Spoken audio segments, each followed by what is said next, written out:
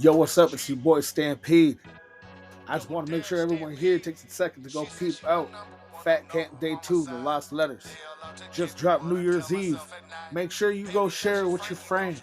Because if you don't, I'm going to have to share you with mine.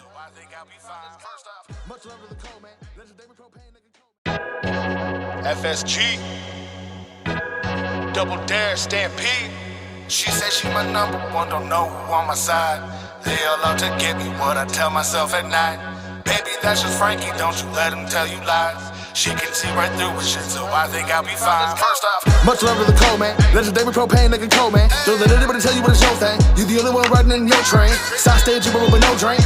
Skin color whiter than cocaine. Gave teeth to get you higher than most planes. Try to shatter those shackles and those chains. I stayed where that rubber was bred in the jungle. I tossed them the tumble, they all falling down. No bitches, you see people fishes. Got 10,000 bitches, we'll tunnel them now. Cake by the powders will better be found. No cap and no gown, leave you under the ground. Still I'm excited, I've been reignited. I fuck it, they ignited, I'm leaving them drowned. Fuck out the way if your goal isn't paid. Give me my cheddar, the next at the stage. Bounce on my check and remember a face. Give me 3 days and I'm right to your place. Y'all can't even keep me catered. Straight that beef on my chest like an 808. I'm key for the recipe, potatoes, baked, smoke beef for the veggie with a dang old plate. Kicking in doses, the wave and the K. Only in Twitch is the time that I play. Flipping my switch and I'm stepping today. I'm building my will and I'm making the change. No opposite winning, now I'm constantly grinning. Opposition, I'm sinking to the bottom of the lake. Now you're getting what's given first, a pivot, the pivot, make you question you living. Is that really what I make? They seem to be yellow, but they green to me. When they agreed to me, I'd sweep the street. You want to see the team, keep it leisurely.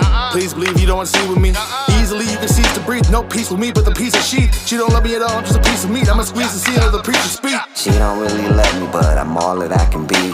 Grew up too fast, I was rumbling in the streets. Never running from the beef, running from the police. Seen that these motherfuckers love to call them on me. Better stay up out the water, cause the shit can get deep. Turn a half to a whole in a matter of a week. Gotta watch who you around because some motherfuckers leak. Put they weight on you cause some motherfuckers weak. You better stay out the kitchen if you can't take the heat. Or get your bitch ass hit trying to play in the streets. I don't take no disrespect, so just watch what you speak. Better watch what you say, we'll keep that shit from around me. Never trust a motherfucker too hungry in the street. They be throwing you in the beef, more fuel for the heat. Anybody can get reached, woke up and put to sleep. I be getting it price cheap, they don't overprice me. That's only half what it costs to get your ass on TV. Get hit with them shots since you feeling tipsy. And I'm still getting buckets when they double run me. No government cheat, don't government me. Don't worry, she'll see that I stand on what I speak.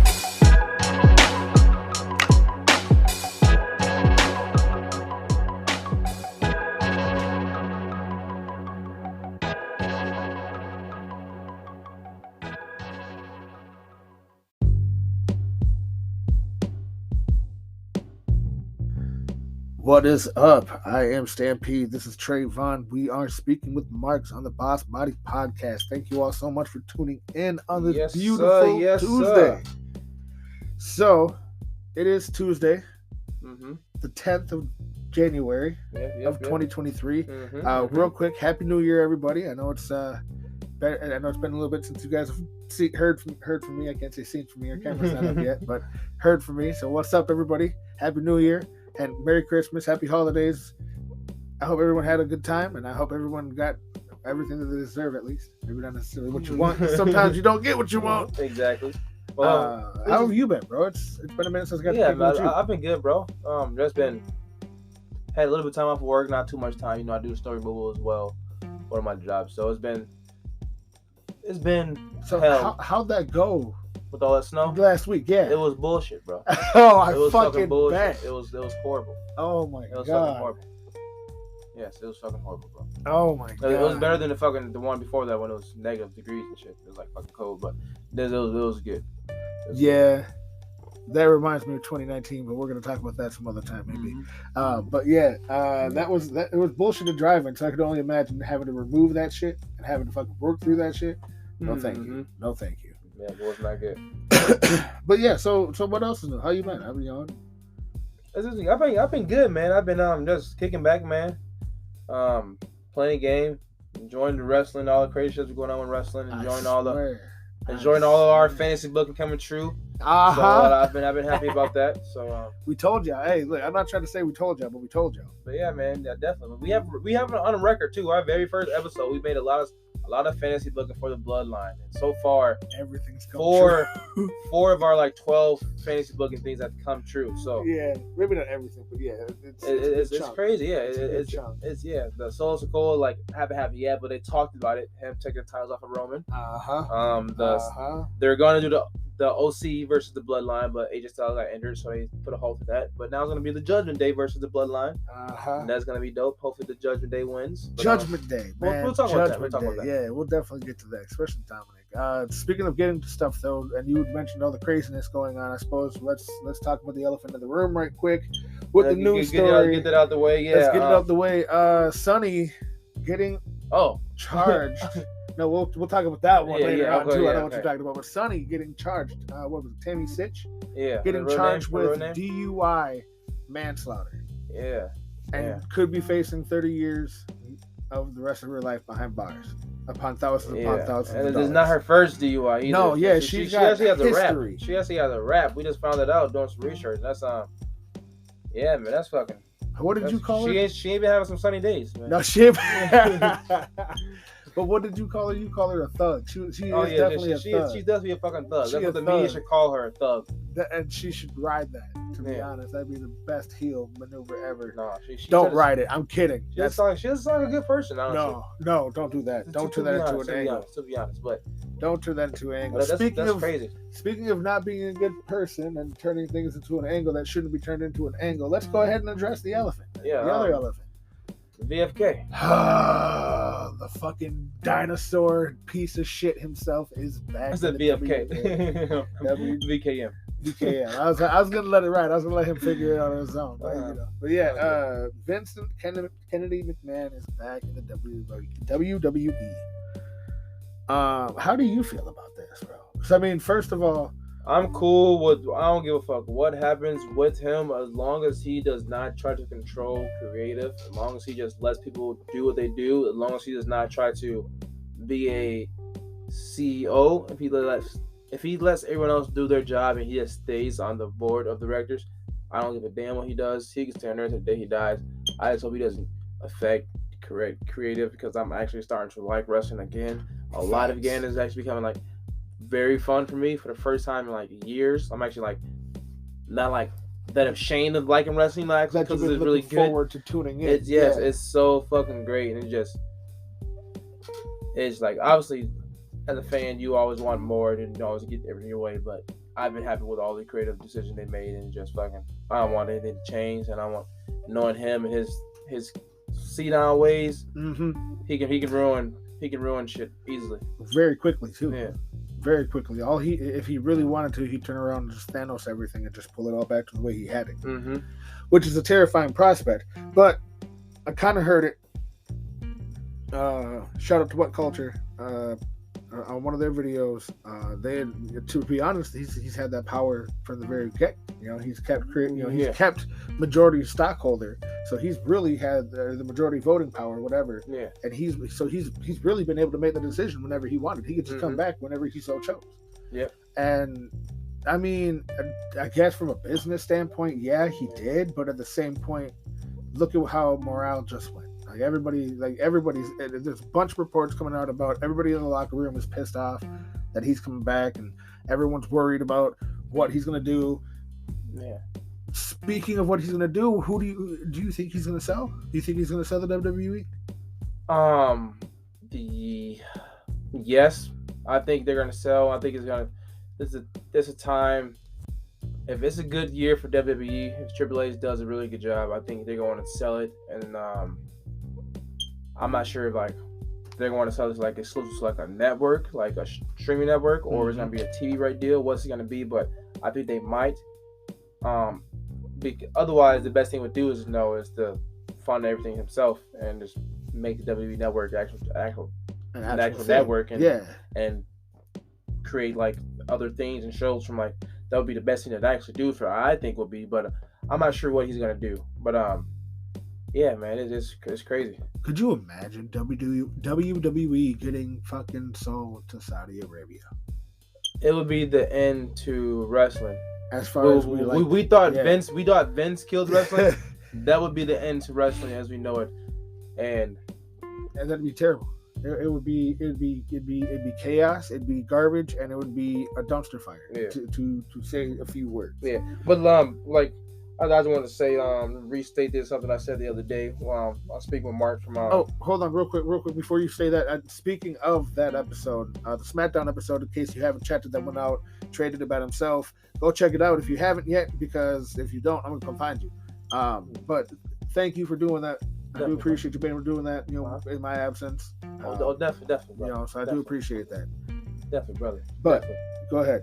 Yeah, so according to Ringside News, guys, if you don't have Ringside News app, download the app. It's really good for all the insider scoops. You stay connected with everything. They release everything. They talk about a lot of stuff from all the other sources they get it from. Just check it out. But I was looking at Ringside News, and they had said that Vince McMahon surprised us all when he pulled a ruthless power play that found himself back on WWE's board of directors. A company sale was part of the reinsertion for Mr. McMahon, but Triple H will presumably carry on and control the creative direction. Through it all, there are a lot of nervous individuals right now on the rosters. And I mean, I said that the other day, of course, there would be a lot of nervous individuals because Triple H has brought back a lot of people over 12 people. Fired. Yeah, at least a dozen. Yeah, Triple H has his D12. Yeah, so it's. I would assume there'll be a lot of people nervous because people don't want, it's finally coming good, and they don't want that to be hindered, stopped, changed. Because, like you said, I have to be honest. Like until the last 3 years. I wasn't even interested. Like I would check it out just to kind of stay up to date and just to see what's going on, see the new faces, learn the new stories. And it's crazy to see they're kind of repeating Chris Jericho's undisputed title era with Roman Reigns, but they've done multiple undisputed titles a bunch of times. So it's just kind of crazy to see them do it over and over and over, and how many times they can get it over. Yeah. But they've got it to a point where I'm actually, like you said, looking to come back and watch it every single day. Like not every day, but one day, Friday, Sundays, pay-per-view, premium live events. But, it's going to be pay-per-views. Shut up. Yeah. this is like, I came back into wrestling in 2017. So I came back into wrestling. I stopped because I came back right when the brand split had happened. And that's why I came back watching faithfully. And I stopped a little bit right before the pandemic era happened, but during the pandemic era, I watched all the shit because I had nothing to do. Exactly. So I watched all that stuff. And I actually liked that pandemic era a little bit, honestly. Like it was weird, but I actually liked the craziness of it, and just it caused them to have to think outside. Yeah, and I really just appreciate them just doing that shit. Like one, I really appreciate it. I really love wrestling. So I've been really in tune with wrestling like a lot. And I don't follow AEW as much because one, I just don't. The fans really, honestly, they ruined AEW for me. The loyalists for them, they just really. It goes the same with WWE as well, but people from AEW is really just.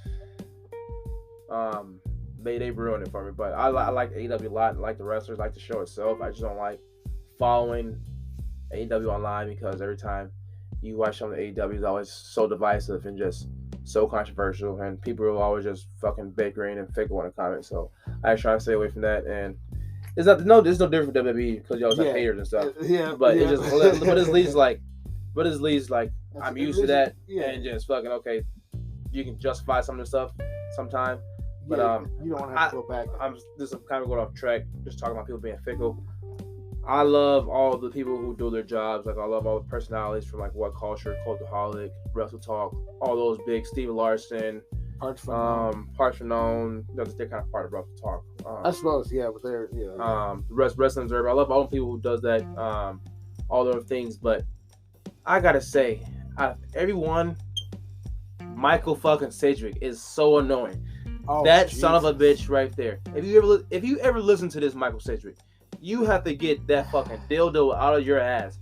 Every time I listen to a fucking What Culture podcast, he ruins it for me. By the first 5 seconds, literally any video I see him in, he looks like a fucking coconut with the fucking hair on it. Like, with glasses. I'm so sick of this fucking negative bastard. I know I'm being negative right now, but I'm really fucking sick of him.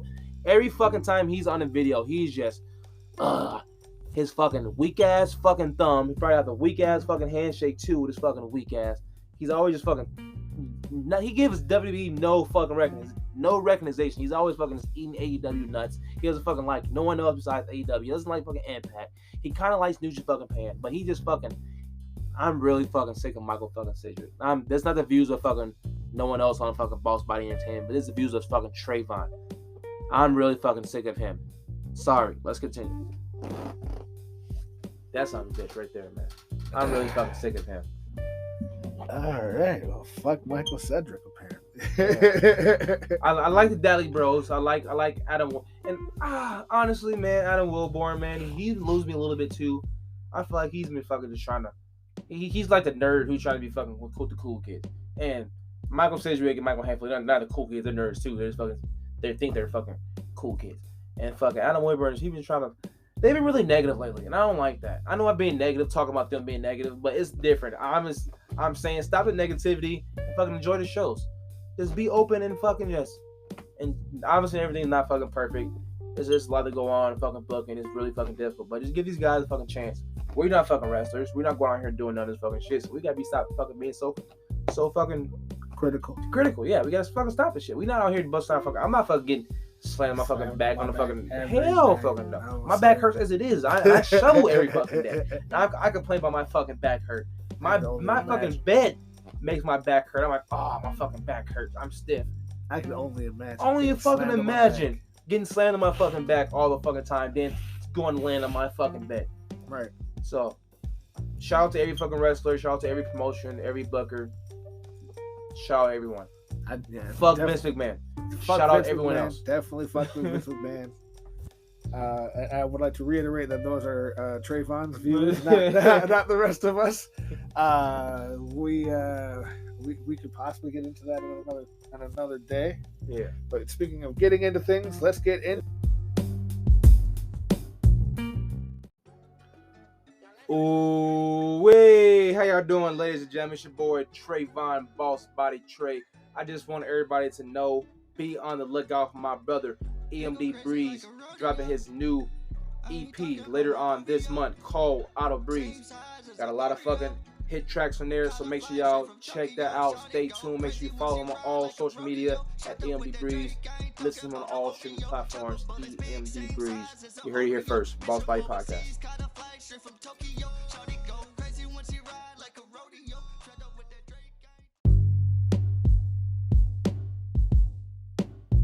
To what happened last night on Monday Night Raw. Yes. Happened in Birmingham, Alabama. Birmingham. How about, bro? You go ahead and lead the way. You know, I did SmackDown. Absolutely. I know it. Go ahead and it opened it up with that opened up with the what was it? It was the Bradshaw and Baron Corbin bit with Kevin Owens and whatnot. Mm-hmm. They were talking a whole bunch of trash.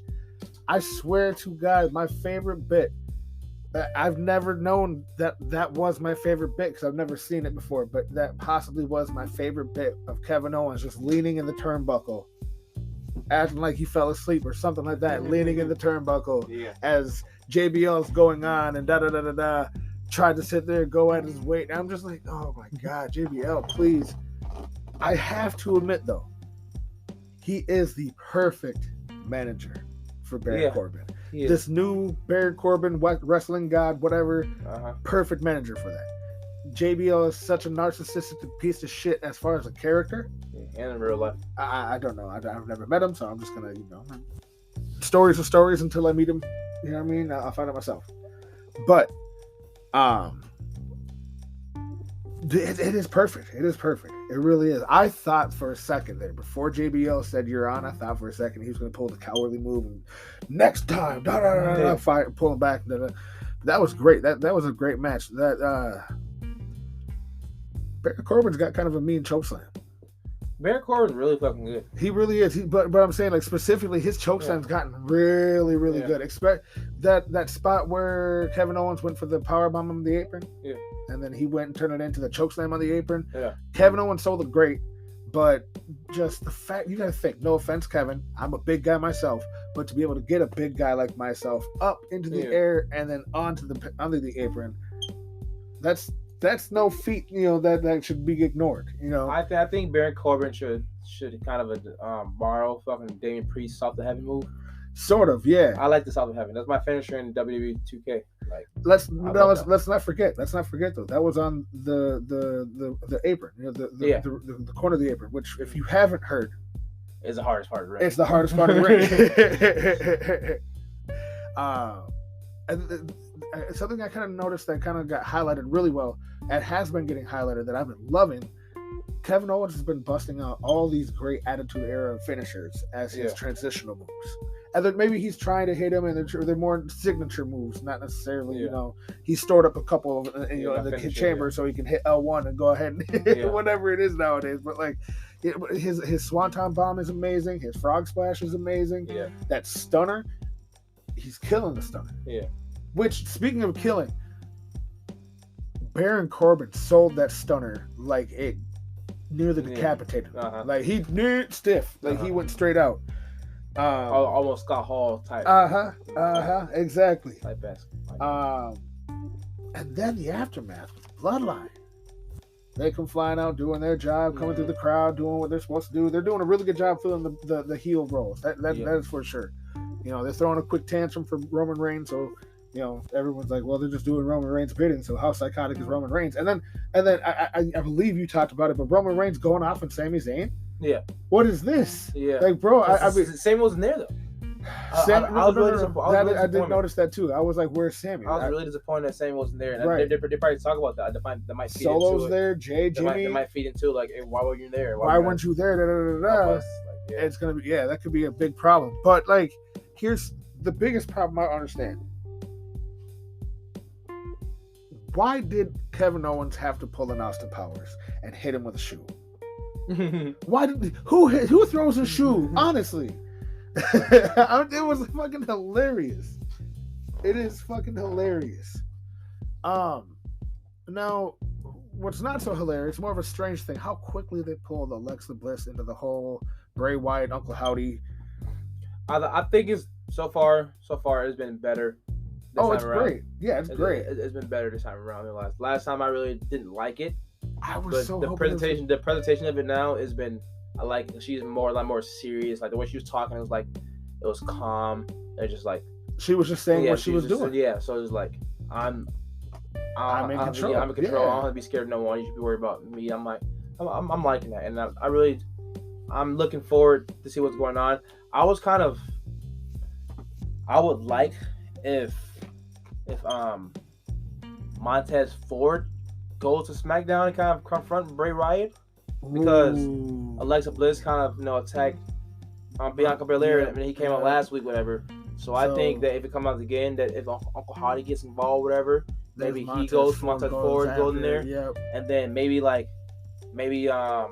Angelo Dawkins might come in and try to save him, and blah, blah. Maybe he gets attacked instead of Angelo Dawkins. Montez Ford. It kind of takes takes a bullet for him, so to speak, and he kind of start that little. Plant the seed, the decision from there. Then maybe after WrestleMania, you can get split the fucking Street Profits. Maybe not split them up necessarily. Maybe just like they have do them have go on separate brands. And they can still be cool, but maybe like Montez like, hey, I need to go to SmackDown to handle this up. Maybe let's go to SmackDown, and maybe she wants to. Okay, I need to go to SmackDown to get retribution on this, and he's like, I need to go up there too to have her back. Blah blah. And the doctor's like, I'll hold it down over here. There you go. And then they still do things. So kind of to get rid of the brand split entirely, so to speak. Almost. No. Don't get rid of the brand split. Keep the brand split. Reintroduce, do another draft. But I was thinking like maybe do another draft and just draft them separate to different brands. Therefore, they're not splitting up necessarily, but they're split up. Right. So you want to break them up, but you want to break them up, but you want to split them up. You feel me? Right. They'd still be the Street Profits. They'd still go do things with tag teams, either brand, But like. I kind of would rather them see it like they were doing it back in the Attitude, where it was just WWF was the show. Mm-hmm. This was the Raw segment. This was SmackDown. You'd see Rock over on either, or you didn't know who was going to end up wherever. And that I feel like that would be even better for them to do, because then you've got Angelo Dawkins over here, you've got Montez Ford going over here who's handling their shit. But again, they're still coming over here to Raw to go handle the tag team titles over here if they have to, or to SmackDown, vice versa. Only reason I don't like that because I feel like they have too many people. Like they have a bunch of people. They have 212 people on their roster. They have a bunch of people. So they can maximize the time with more people by doing, by recognizing the brand split a little more. And I think only like the unified tag champs, I think they should be the only people that goes to both brands. And then like Roman, he should obviously, but once they split it up, I think the main champions should stay on their brands. Maybe the other people who's not champions, they can go different brands, bounce around like, okay, I want to compete for this, and they'll be better. But I think the champions should stick to the brand, therefore make it more prestigious. Like you're only gonna see this championship on this brand, and therefore it's not okay bounce around every Monday, like what they were every doing. Friday. Yeah, I think they should really and have the people who's fighting for championships have to go. Yeah, there's no reason for them to be stuck to one brand because they're not a champion, so they should be able to go to fight. If they want to, if they have, if the Brawling Brutes have a problem with Judgment Day before they go get the tag team titles, they can go ahead. Yeah, okay. Real quick, I would like to address Uncle Howdy's entrance because that was like I know it's practically just the same thing that Bray did when he came back, but like. It's still dope. Yeah. That is still a dope entrance. Like that is still dope. That whole getup that they've got for him, though, I don't know about. You know what I mean? That's a little. They need to get rid of the mask. They need to change the mask. If they have a mask. That mask is a little too much. Yeah, they need. In my opinion, I love. But it's two different masks, though. That's the thing. It's two different. Yeah. It's the one with the. It's the Uncle Howdy in the video with the hat. Yeah. There's Uncle Howdy with just the hair and like the. So it's kind of weird. Yeah, it's very. It's definitely. Both Dallas just eating. I don't know why they did the uncle. They could have came. They could. I think they should have did a Wyatt family type ordeal, and when Bray's like, I think it would have been way better and have it been a Fiend. Like I guess it's cool. It's working out. I haven't seen it at the end yet, but I think it'd have been so much cooler if the Fiend just would have been like, if both Dallas would have been a Fiend and all the time, and like wait, so like. So I thought we thought Bray was the Fiend. Wait a second, so, that would be kind of cool. That would have been cool because the Uncle Howdy's not really working out for me, and I think we don't know yet though. Yeah, this is very, that's. But again, so far they're taking too fucking long. He's been back to fucking Extreme Rules and fucking. When was that? That was fucking October. Yeah. Like, come on, man. Yeah, it was Halloween, wasn't it? It was right before Survivor Series. Oh, yeah. For Survivor Series. So, yeah, it was November, like October, yeah. Yeah, so Halloween-ish, I think. It may not have been Halloween, but I know it's definitely like October-ish. Yeah. And then they had Survivor Series in November. But that, again, kind of goes back to what I was saying, because if they've been doing this since October, and now all of a sudden Alexa Bliss is getting brought in this quick, like it was kind of almost forced for her to get pushed into the whole situation just because it's, it's Bray and they have a history, right? Which is, I don't know. I feel like they should have done a little bit more planting, let the seed grow a little bit, and then maybe transplant it to the new dirt and before to see, I don't know. That's just my opinion. But moving forward, do we want to move forward real quick, or do we want to plug something real quick and then call, kind of move over to a commercial, so to speak? Definitely, yeah. Well, we definitely could plug some things real fast. Word. Well, man. Well, how about this, guys?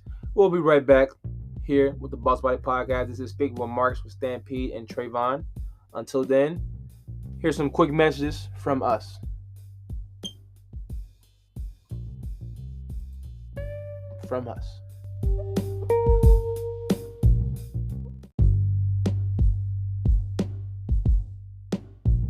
What's good? This your boy Cody Go Crazy here with Boss Body Entertainment. You can check me out on all platforms. Look up Cody_Neft, Neft. Thank you.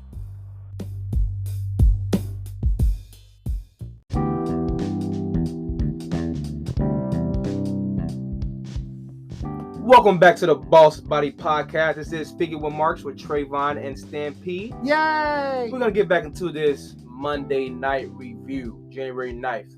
For Raw. Yeah, so where do we leave off, Stampede?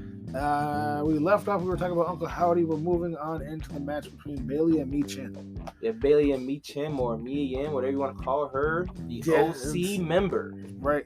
I was wondering why she looked familiar. I was like, isn't that just Mia Yim? Yeah. Wait a second. Her name is Mi Chin Mia Yim. So Mi Chin is her name. They always heard her nickname for her when she was younger. It means crazy in Korean. Okay.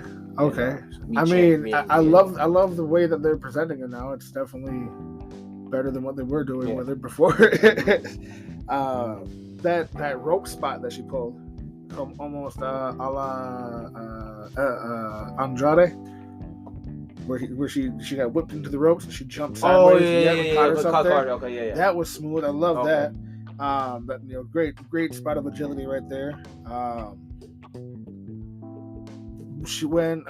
What was it? Mi Chin was going for a dive outside, and Bailey went ducking around to the corner. Spoiler: I didn't watch this match back.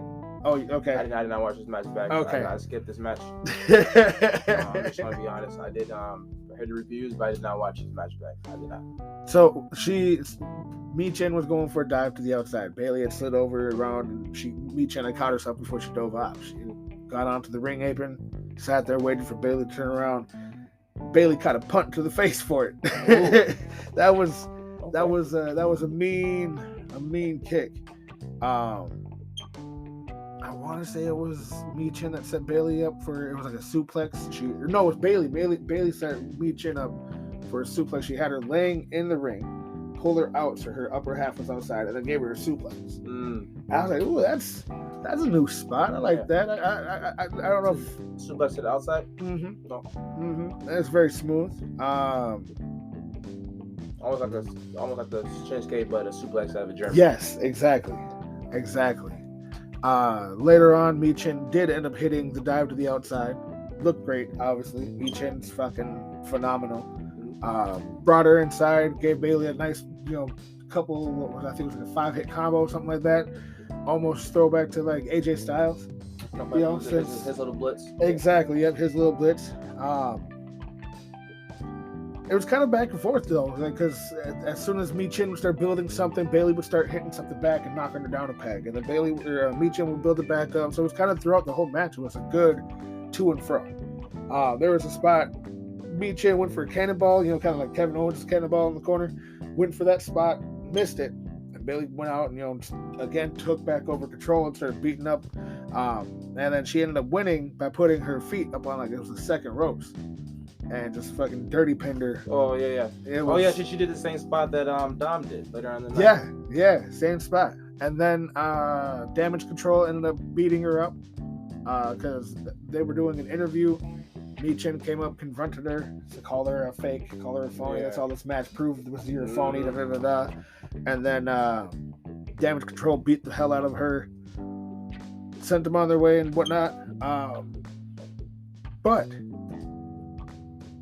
I love how they presented the whole thing with Sami Zayn and Roman Reigns. Like, is Sami going to be able to prove himself once again to Roman Reigns? Because it's another doubt. Yeah, it's another doubt. It's another doubt that Roman Reigns is going to be able to call upon whenever he wants to. Because that's what megalomaniacs do. Yeah. But yeah, I just love the way that they're doing this whole bloodline. I love it. I absolutely love it. Bobby Lashley's back. Yep. He's back from suspension. We'll get back to that. We'll get back to him. We'll put a pin in that one. We'll come back to that. Let's talk about the Candice LeRae and Rhea Ripley match. Not much to talk about that. There was a few spots. There definitely was a squash, but Candice LeRae definitely put in some work still. She definitely did. The right choice. Rhea won. I think it should have been squashed. I do think they should, instead of laying some heavy on Dominic's going to jail, they should then just focus on his new character as it is now instead of playing up so hard. But I guess it's kind of what it is. He's the dweeb that went to jail overnight. Now he's tough. Yeah. So I guess, as you called it, was a squash. It was a great show of strength for Rhea Ripley. Every single she caught her out the fucking air as she dove at her. Like, that was smooth. How they're playing it. Ray. Yeah. Yeah. It should have been like they could have used. They could have used anybody Dana else. Brooke. Yeah, Dana Brooke's not doing much. Yeah, they could have used Dana Brooke. They're trying to build Candice LeRae back up, and now they're gonna do this. Use Dana Brooke, freaking Tamina. Yeah, Tamina. Who, nobody's meaner. Yeah, like that would have been great. You have two monsters. It's maybe it's a come. Maybe it's a come. That could be. Is that another future fantasy booking that we're about to hit? I think so. You heard it here first. I do love how they're doing I've said it before and I'll say it again. It gives me all warm fuzzy feeling in my tummy. But the Eddie Guerrero China relationship that Dominic and Rhea have, because it is great, and it is hilarious to see, given the whole Eddie Guerrero Rey Mysterio custody battle that they had. That's hilarious to see. Now he's acting more like Eddie Guerrero, but it's also he's a rebellious teen, so to speak. Not teen, but you know what I mean. The one thing that I hated, they've only been doing it this year when they're approaching the Royal Rumble, is that everything that could be an elimination for a Royal Rumble is being mentioned as, that could have been an elimination. Yeah. Like, stop. We get it. Yeah. That was a Royal Rumble match. Yeah, that was a Royal Rumble match. Yeah, so shut the fuck up and move forward. Like, you want to do the skin the cat situation like Shawn Michaels did back in the day? Cool, fine, do it. You want to have fucking that spot between who was it, Kofi and I don't remember who it was, Kofi Kingston and somebody else, that they were doing like a SmackDown? I think it was. But last week was Esmar, yeah. Yeah. Where they're doing like a who could do a better Royal Rumble spot match. Yeah. That was an amazing thing. Santos Escobar. There it is. Thank you. That was an amazing. Excuse me. No, you're good. That was an amazing thing that should have happened, but with them guys. Yeah. Not every fucking spot throughout the rest of the shows. Yeah. Getting back on track though, I apologize about the tangent, but the Riptide is a great finisher for Rhea. Yeah. That is an amazing finisher. I love it. Speaking of finishers, I didn't mention this, but the Deep Six, love that finisher as well. He almost put Kevin away with that a couple of times with that one last night. Signature move.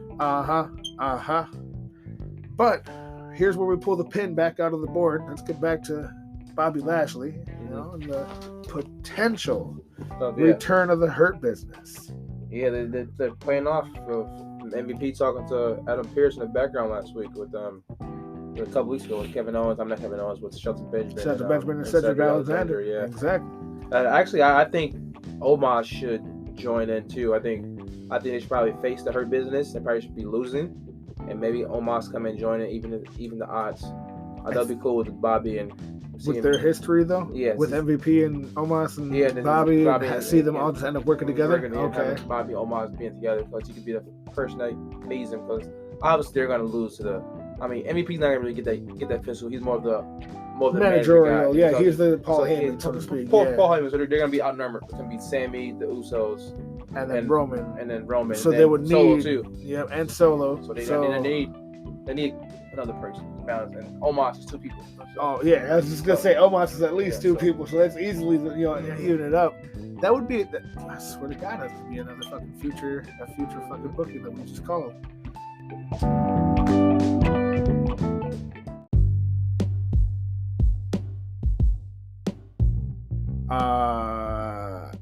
Did you check out Cody Rhodes' segment?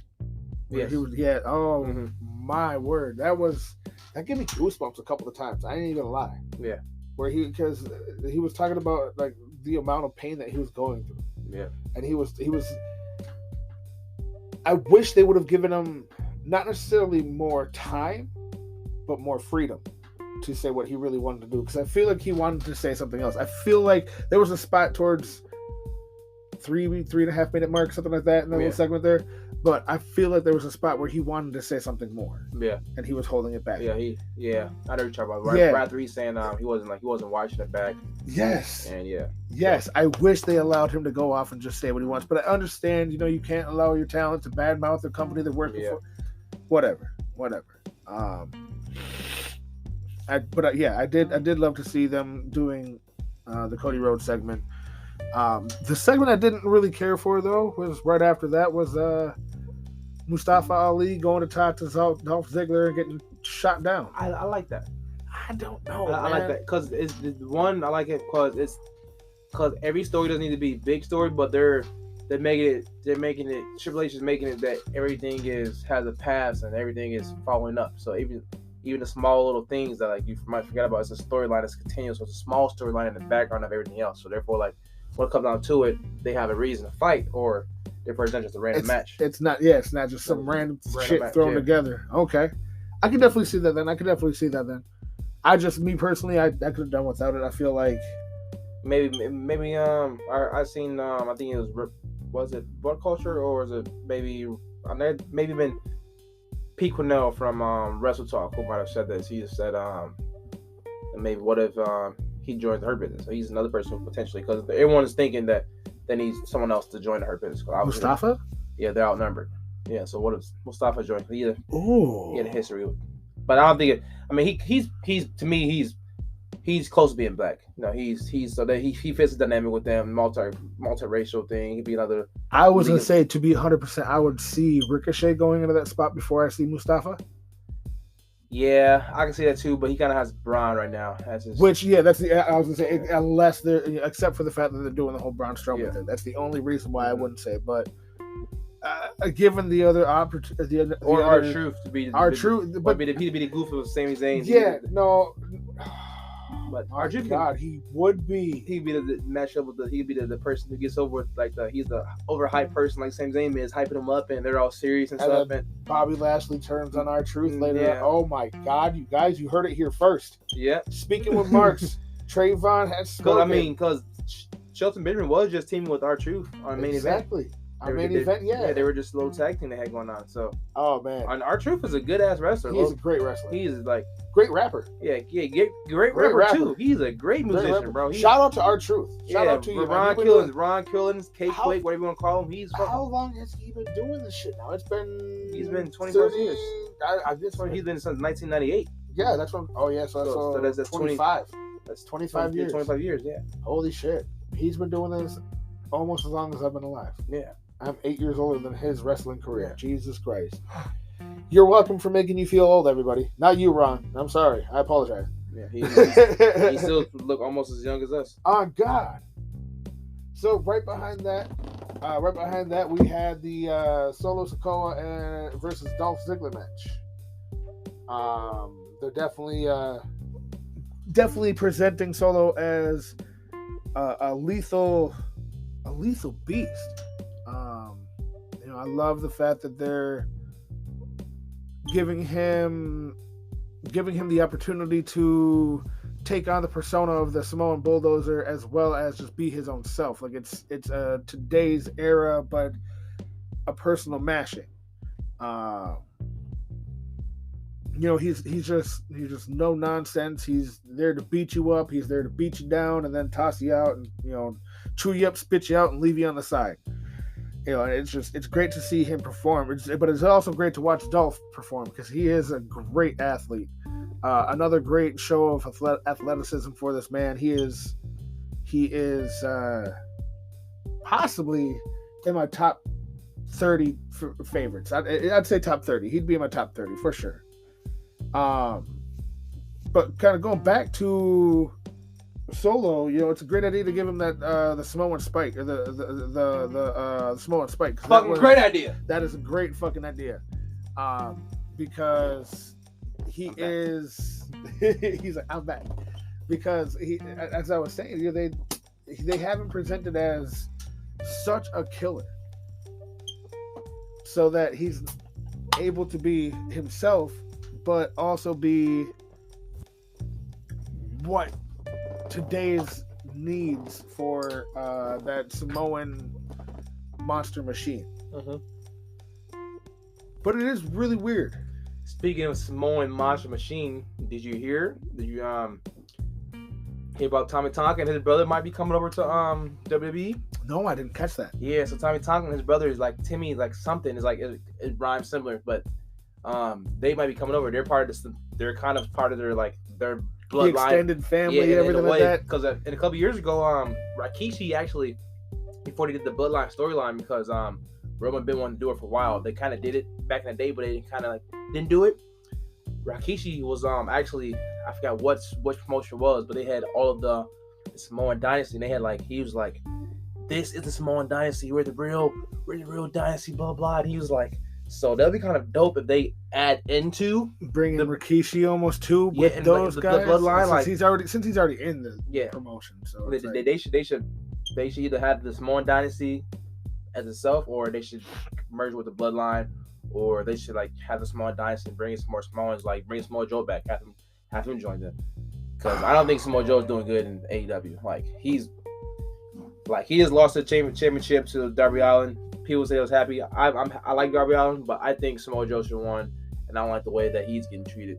Like, man, he's underutilized. Like, I have to agree with you on that one. He is very underutilized. But hopefully, with him being the TV champion for ROH, he can hold the belt for a while, and he can, do something, and then eventually put the young guy over. But I don't think it was time for him to put over Darby. I think he should hold it for a little bit longer. And I think, obviously, Miro should have been the one to fucking take the belt off of him. I think that would have been once a better again. Idea. Oh my fucking god!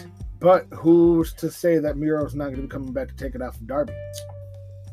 If he doesn't, hopefully, to be honest, because like, isn't Lana going over there? AEW? Yeah. No, she's not going to AEW. Tony's the one up there because her stuff she does with her CGPerry.com. Oh, okay. But maybe I heard rumors that she might be coming back to WWE for Royal Rumble. So who knows? Maybe then that'll open up the door for Rusev to come back. Yeah. And she's come out with a Rusev Day shirt. I heard that. They might allow him to stay as Miro. I don't want him to. I kind of do. I do like the God's favorite, the God's champion, and everything like that. The Redeemer. He should adapt that. But I think it should be Rusev though. Rusev or Miro Rusev, something. But I think it should be. I like Rusev. If he comes back, either that or bring Aiden English into fucking AEW. I don't care. I don't care what you do. Have Miro Day or have Rusev Day. I just want Rusev to be treated properly. He is so dope. I've always loved Rusev. Even if he was the fucking heel, and he went babyface, it was dope. Miro is fucking good. 100%. He, and as we stated, he is being underutilized. Yeah. Same with Lana. Lana's fucking good too. Lana's amazing. Lana's fucking good herself, but she's really like. Although for those 12 weeks in a row, she fucking got slammed to the table with Nia Jax. Well, that was her whole persona, was a table.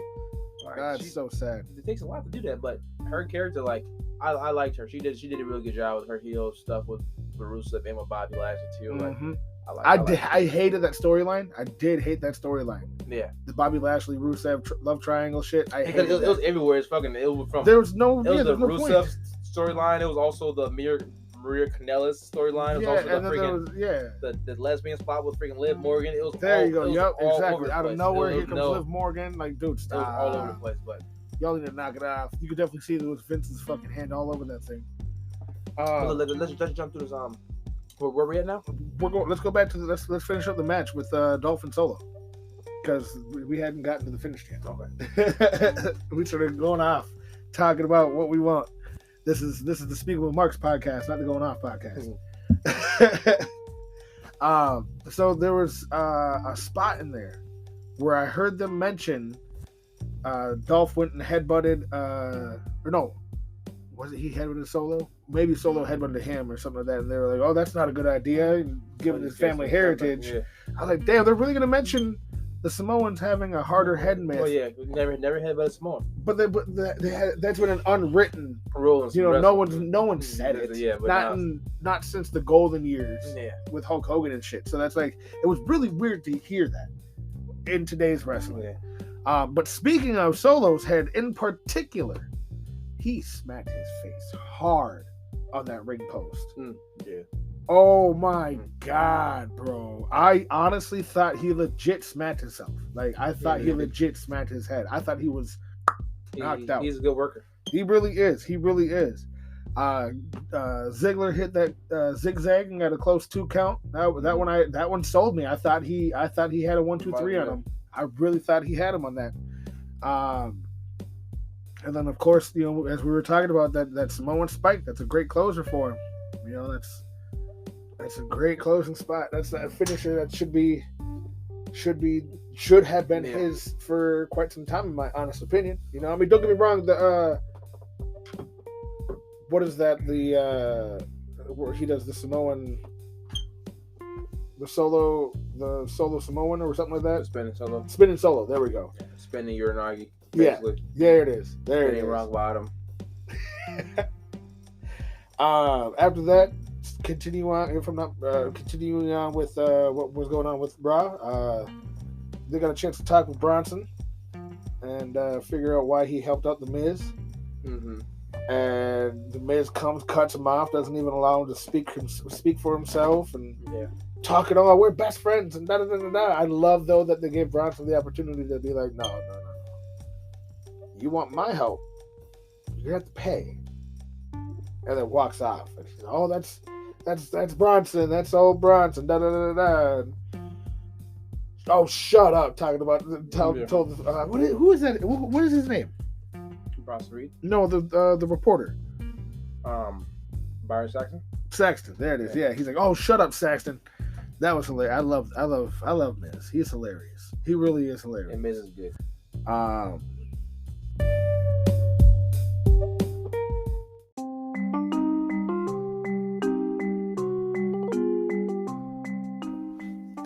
Hey, what it do? It's your boy Stampede from the Boss Body Podcast, speaking Marks. Just wanted to remind you dirty motherfuckers to drink some goddamn water. Your body needs it.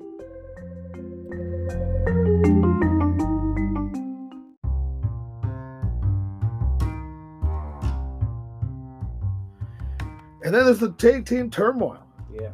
If I'm not mistaken, that was the main event of the night, wasn't it? That shut up the night.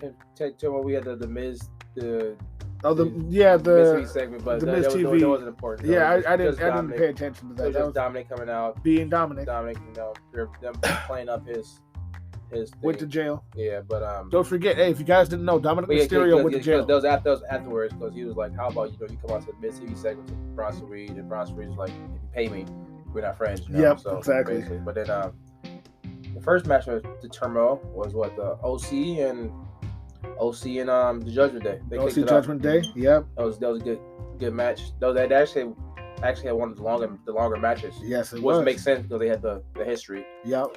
So it's good to give them time. And then the unofficial Hurt Business came in there with Shelton and Cedric. And then they did a good job. They didn't win, but it was quick. But they definitely put in their own. They definitely put in a fucking night. Yeah. That's for sure. Street Profits, same thing. They came in. If I'm not mistaken, they came in next. It was the Hurt Business. Then it was the Alpha Academy. Alpha Academy. That's right. That's right. Alpha Academy. Look, I like Chad Gable. But hey. That's number 5, because remember I called it on that episode as well. Yeah, I said they should turn the freaking Alpha Academy babyface, because they tried. They did a hell of a job, because Alabama loves fucking. That was the right place to do it, because the hot tag was Otis. I wish he would have went a little more crazy, because his tag match that he had, I think it was the pumpkin match they had. He had the pumpkin match.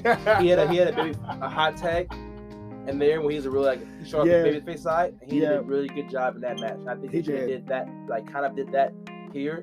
Had him play a little bit more. I wish we did the one leg thing, and then I wish we did a little tucky, all the little babyface thing. But it was pretty good. It was pretty good. But yeah, they lost though, and then Judgment Day. That was Street Profits. That was Street Profits. Yeah, Street Profits and the Judgment Day. Yeah, they did a really good. Street Profits. They did a really, really good job too. I'm thoroughly Montez impressed. Ford lost again. Yes, it technically was Montez Ford that lost it, which is another thing that Angelo Dawkins could bring up if they were to do it. Everyone go there, because there's been a lot of he over the last year he's been at the falling point. They keep trying to do the storyline, so he has a lot of fucking hey bro, look. Then Montez Ford could be like, well, yeah, I know I lost this much, but you also lost this much. So they See, I find it funny that two of the biggest storylines going on right now in the WWE are people blaming other people for losses. You got Roman Reigns, and you got obviously they haven't done it yet, but if Angelo Dawkins were to go to do that route, that'd be two biggest storylines. And then Judgment Day came in, and fuck. The last match actually was Dominic Mysterio face. It wasn't. So it was Finn Balor and Damian Priest the whole time, and then Finn Balor got hurt during the OC match during the Vader Bomb because they threw Chad Gable on top of Finn, and he's already hurt from the previous match with Shelton Benjamin. And so he could compete. So then that's when Dominic came in, popped in, and that's kind of a cheat, to be honest. Because you had a fresh man. The Freebird rule, but it's Dominic though. So they're like, oh, it's Dominic. You're gonna play it out. It'd be dope. Like they should keep doing that. Like another time they should do it. If they win the championships, they can like have like them face off. Maybe Finn gets hurt, he can compete, and then Dominic's gonna compete, but he gets hurt. So it's like, is Damian and Rhea fucking defending the belts? That'll be dope, or that'll be freaking dope still. But yeah, man. So next week or the week after, the Judgment Day versus the Bloodline for the Raw Tag Team Championships. Not the SmackDown, not the Undisputed. Unified, not the Undisputed, nothing. It's going to be the Raw Tag Team Champions. So. Which the fact that they're making that distinction. It's a show. It's a show right before the go home show to the whatchamacallit? Royal Rumble. Yep. So that last show, they're gonna have that match. Maybe it's gonna do something. Maybe Sami Zayn might, who knows? Maybe Kevin Owens might help them win, or who knows? You know, I know he's a babyface, but it's a lot of stuff that can happen, a lot of stuff that might happen. So who knows, man? It's a lot. I would love. I know a lot of people would love to see Kevin Owens and Sami Zayn get back together, but I have to disagree. I would love to see them continue on with the Bloodline a little bit longer. Yeah, I think. But if they're gonna do The Rock, then I guess you kind of have to make, because The Rock's gonna be a babyface. Yeah. And you're gonna have Roman Reigns as heel as possible. Mm-hmm. And what better way to get him to be heel than to have him turn on the biggest babyface, Sami Zayn? Sami Zayn is a heel in the heel stable. Well, no, I'm saying Roman Reigns. Oh yeah. Roman's right now. I didn't get beat. He did. He's snapping off on him. You think you're gonna beat me? It's like. This is crazy. I've said it before. I'll say it again. I just wish they would. I almost wish that they would allow Sami Zayn and Kevin Owens to just part ways. Let me say. I'm tired of it. Because they're always gonna be linked in a way. They're always gonna be fighting or making up some way. So I think, like I said before, I think this is the start for them to come together, because Roman's not full time anymore. So he needs something that they need a top babyface people from SmackDown, and like they need someone for Raw too. I think Johnny Gargano and Tommaso Ciampa is gonna beat the storyline. I think they're gonna redo the DIY storyline. I think Sami Zayn and Kevin Owens is gonna be the one for SmackDown. So I think they're gonna bring them together now. Therefore, they can split on. I think no SummerSlam. I think Kevin Owens is gonna turn on Sami Zayn. I think Sami Zayn is gonna be the champion by then. Or they're going to be either tag team champions and they're going to lose and he's going to turn on him by then, or Sami Zayn is going to be the champion and Kevin Owens is going to be jealous because he didn't get it done. So I think one or the other, Kevin Owens, he's not going to be the babyface for long. He's going to turn heel. He's a big show. Yeah, he is turncoat. He is definitely a turncoat. So, yeah, so he needs to hurry up and just turn on Sami. And stop playing the fool. And I think the best time to do it is have him do it in Montreal. Have him turn. That'll be the biggest boos. And therefore, Sami become the biggest babyface at the time. And would be able to put Kevin Owens into a different plane of being a heel. And therefore, they're not going to have Sami face Roman for the titles. They can at least have that, yeah. And then they get that out the way, and therefore they can be apart. And then Sami can still be inside the bloodline until whenever. You get me? So that's something. Yeah. But yeah, man, that was it. So that was Monday Night Raw. That was Monday Night Raw. Thank you all so much for tuning in. I do appreciate you guys. Make sure that you share this around with all your friends. Like it. Go ahead and comment down on wherever you peep this out at and let us know what your opinions are. Maybe give us your own fantasy bookings that you would do as far as the whole bloodline. Yeah, let us know if you guys like this, how we did the little reviews. We're trying to do things a little different here. We got some more episodes coming out pretty soon. But yeah, man. Speaking with Marks, I'm Tray Vaughn.